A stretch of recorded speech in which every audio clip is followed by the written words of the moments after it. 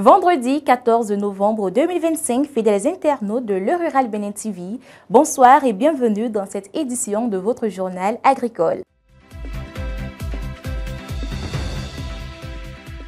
Au sommaire de cette édition, mercredi 13 novembre dernier, la FUPRO Bénin a fait le point sur ses actions à Boycon et prépare la 9e édition des rencontres internationales du court-métrage pour l'agriculture RICMA. Plus de détails à suivre dans cette édition.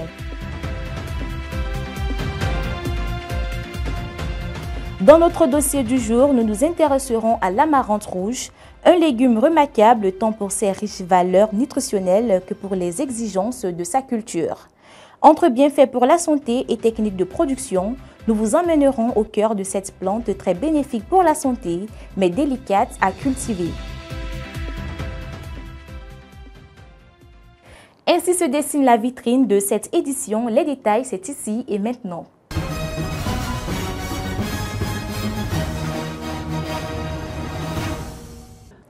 Engagés à vos côtés, nous poursuivons notre mission, vous faire vivre chaque jour les réalités et les innovations qui façonnent le monde rural.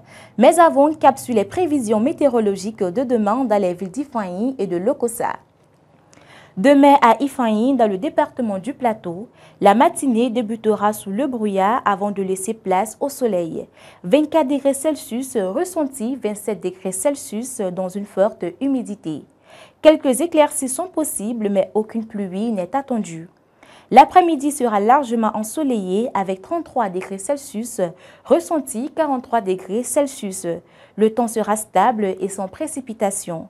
En soirée, le ciel restera peu nuageux. Il fera 26 degrés Celsius, ressenti 28 degrés Celsius, avec des rafales pouvant atteindre 25 km/h, orientées au sud. Le risque de pluie est de 0%.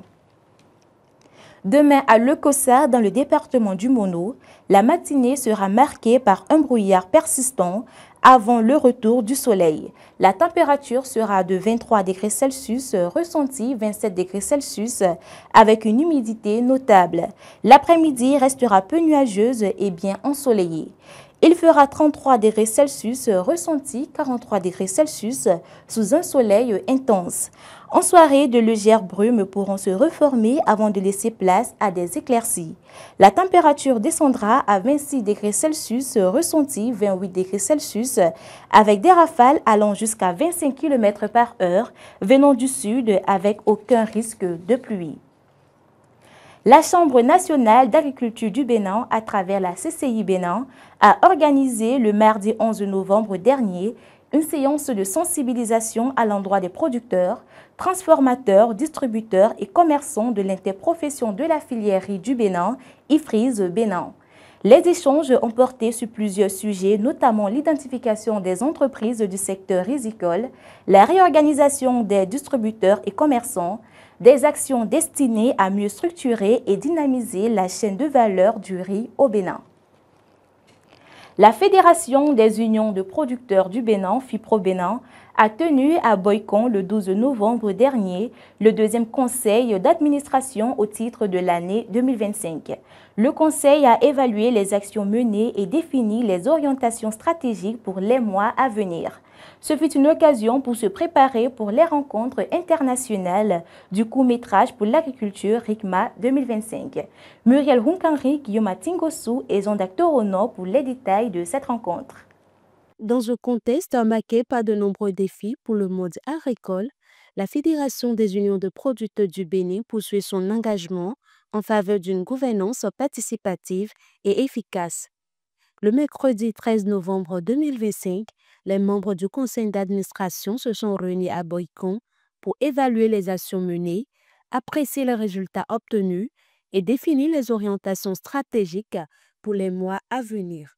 Au cours de cette deuxième session, qui est en même temps la session de fin d'année, nous avons fait le point de toutes les activités menées depuis le mois de juin jusqu'à la date d'aujourd'hui. Après ce point, nous avons travaillé pour vraiment organiser les rencontres internationales de court-métrage pour l'agriculture. C'est une activité que la FIPRO mène chaque année pour faire le plaidoyer dans le secteur agricole. Je pense qu'aujourd'hui, les membres du conseil d'administration sont réunis pour approuver d'abord le rapport de l'année et de façon unanime. Tout le monde a apprécié le rapport. Le travail a été bien fait et les membres du conseil d'administration ont félicité le travail et encouragé pour qu'on puisse continuer dans ce vraiment lancé. Cette rencontre s'inscrit dans une dynamique de reddition de comptes et de planification concertée. Les administrateurs ont passé en revue les réalisations enregistrées au cours du semestre écoulé, identifié les défis rencontrés et proposé des pistes d'amélioration pour renforcer l'efficacité des interventions de la FUPRO sur le terrain. Au cours de cette session, les élus ont décidé de revoir un peu la stratégie de mobilisation des ressources au sein du secteur, au sein du réseau, pour que la FUPRO, demain, puisse être soit elle-même plutôt, en tant qu'une organisation crédible, digne de nom. Et les stratégies ont été vraiment définies pour cette mobilisation de ressources. Nous avons pris également des décisions pour qu'au niveau de la gouvernance, au sein de la FUPRO, il faut qu'on retourne à la base pour que les membres du conseil d'administration en leur sein puissent vraiment planifier les activités, tenir des réunions statutaires pour qu'on sente qu'il y a des fonctionnements dignes. Et après, ils ont donné des orientations claires pour que les rencontres internationales de court-métrage soient vraiment une activité pérenne et qu'on puisse vraiment travailler pour la mener au-delà de nos frontières. Au thème des échanges, plusieurs décisions importantes ont été prises. Chaque administrateur dispose désormais d'une feuille de route claire, orientée vers la consolidation des acquis, la bonne gouvernance et la réussite des projets en cours, notamment l'organisation des rencontres internationales du court-métrage pour l'agriculture RICMA, se tiendront du 10 au 12 décembre 2025 à Boïcon. Un rendez-vous d'envergure qui réunira les acteurs du monde agricole, les institutions partenaires et les passionnés du cinéma pour célébrer l'innovation, la créativité et la ruralité béninoise à travers l'image. Le Bénin participe depuis le 10 novembre dernier à la 47e session de la commission mixte FAO-OMS du Codex Alimentarius à Rome.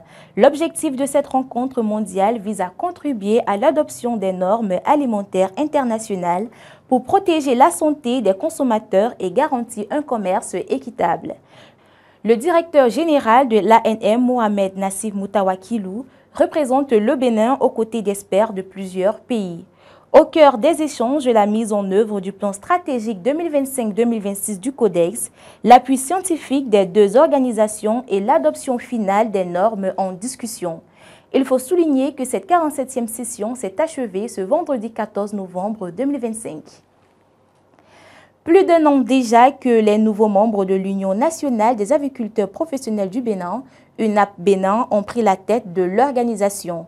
Quelles actions ont été menées depuis leur arrivée? Le nouveau secrétaire général revient sur l'essentiel des initiatives lancées dès l'installation des membres en 2024.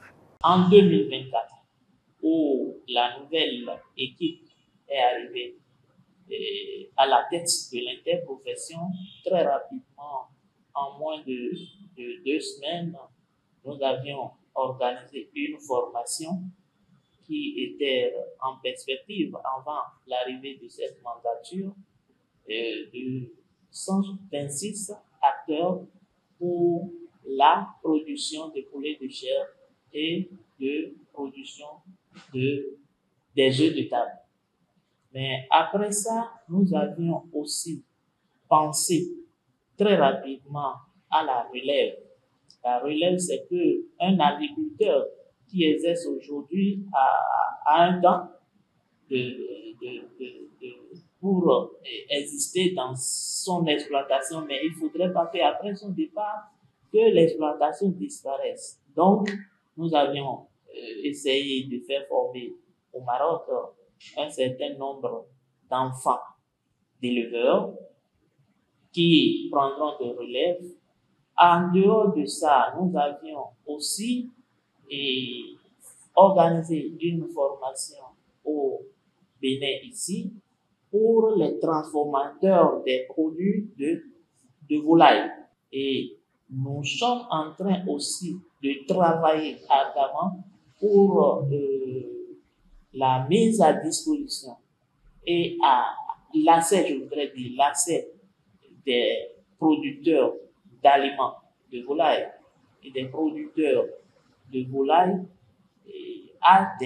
l'accès à des intrants, notamment des intrants de production d'aliments. Et ça, là, c'est un partenariat qui existait depuis un moment, que nous sommes en train de renforcer auprès des structurateurs. Toujours avec le SG, suivez les grandes orientations prévues pour professionnaliser davantage la filière, renforcer son autonomie, améliorer la production locale et installer une version durable pour les années à venir. Oui, les défis, il y en a plusieurs. Comme je le disais tantôt, on ne finit jamais d'apprendre. Et l'apprentissage dans une filière comme l'agriculture qui évolue quotidiennement, constamment, doit être, le renforcement de capacités doit être chose permanente. Deuxième chose, c'est qu'aujourd'hui, on n'est pas encore la production parce que entre-temps, l'interdiction d'importation de viande de volaille a été annoncée et là, il faudrait qu'on ait suffisamment d'intrants. La première catégorie d'intrants, le tout premier intrant, c'est la semence, donc les poussins d'un jour, il faut en avoir en très grande quantité. C'est vrai, ceux qui existent et qui exercent actuellement dans ce domaine de production de poussins d'un jour ont été renforcés par l'État, mais nous demandions que ça soit fait davantage et s'il y a d'autres qui puissent aussi venir s'installer pour produire des poussins de qualité, en l'occurrence les poussins de chair, pour nous, ça va être aussi bon. À l'international, la 19e édition de la conférence et exposition annuelle de l'Alliance pour le cajou africain prévue du 18 au 22 novembre 2025 en Tanzanie est reportée à septembre 2026 au Ghana. Le report fait suite à la situation politique en Tanzanie et vise à assurer la sécurité des participants. Il faut souligner que cet événement reste un rendez-vous clé pour l'industrie africaine du cajou, premier producteur mondial et un moment d'échange, de partenariat et de stratégie pour renforcer le secteur. Les inscriptions déjà effectuées pourront être transférées ou remboursées. Le dossier du jour à présent, riche en vitamines et en antioxydants, l'amarante rouge est réputée pour renforcer le système immunitaire et prévenir certaines maladies, tandis que sa culture demande rigueur et suivi. Dans ce reportage signé Muriel Hunkanri et Pierrot Dejila, découvrez comment profiter de ces bienfaits et maîtriser les techniques culturelles pour optimiser le rendement.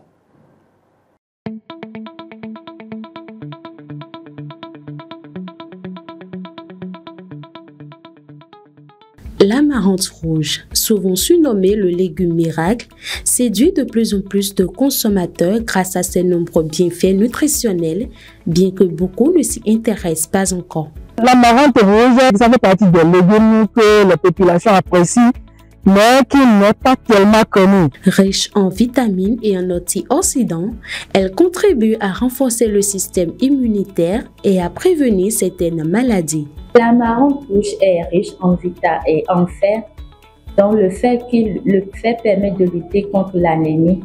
L'amarante rouge contient également du calcium qui tonifie et soutient la santé osseuse. L'amarante rouge contient également de la vitamine C qui renforce le système immunitaire.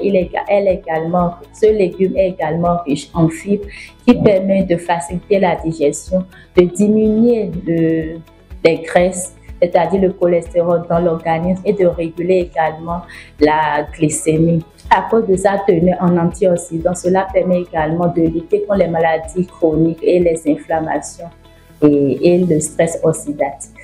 De la culture à la consommation, l'amarante rouge reste un véritable trésor nutritionnel.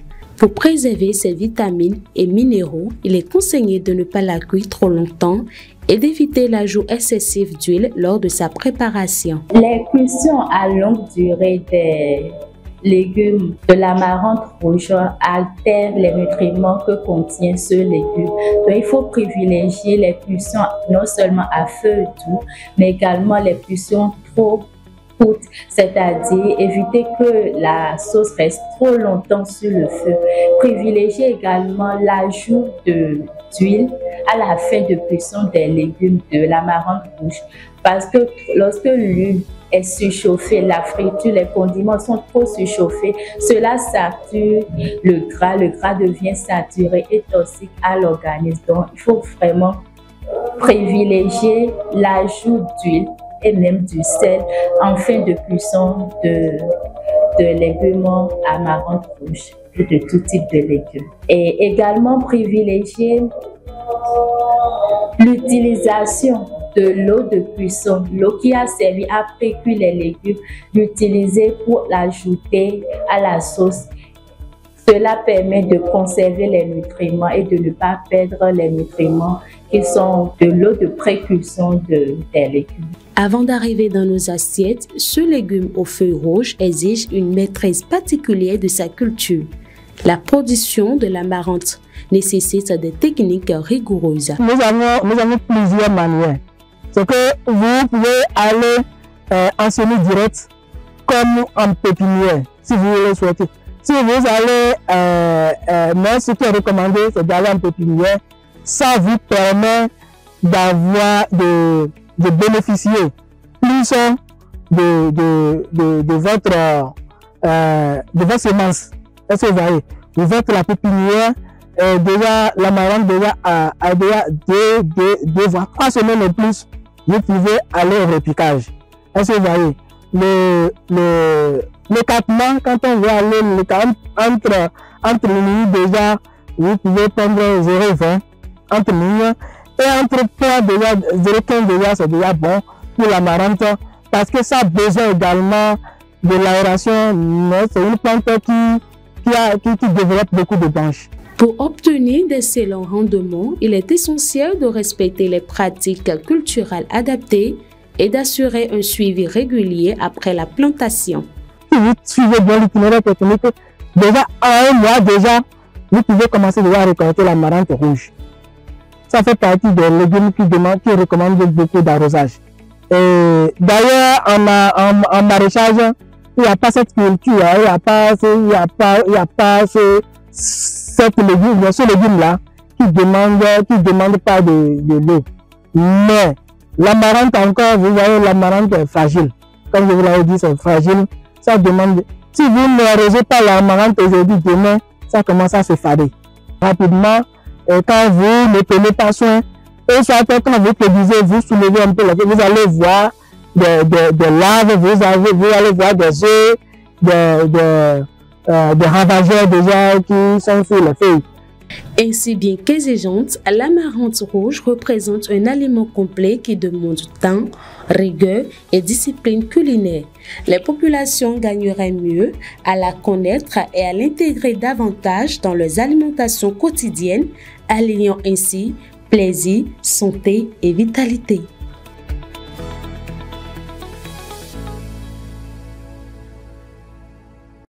C'est la fin de cette édition de votre journal. Merci de votre fidélité. On se retrouve le mercredi prochain pour de nouvelles informations captivantes. D'ici là, profitez pleinement de votre week-end et prenez soin de vous. Bonsoir chez vous.